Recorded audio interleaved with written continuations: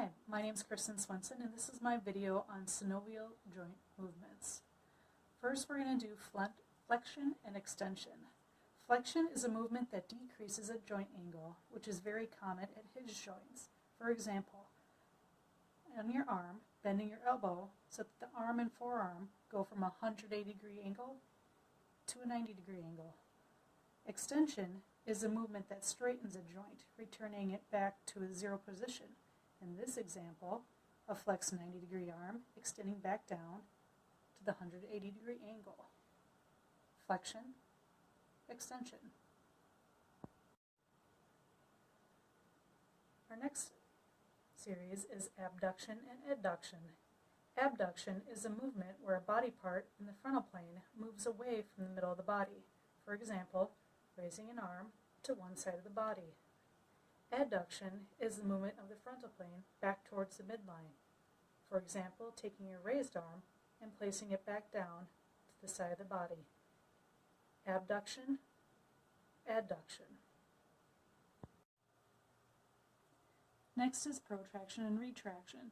In this example, we'll be using the shoulder blades and rowing to show this. Protraction is the anterior movement of a body part, while retraction is the posterior movement of a body part. So protraction, retraction, protraction, retraction.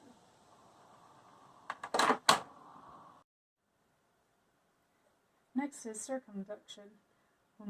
This is when the end of an appendage remains fairly stationary while the other end makes a circular motion.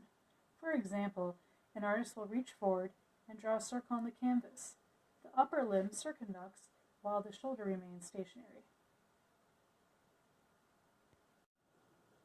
Next is rotation. Rotation is a movement where a bone spins on its longitudinal axis.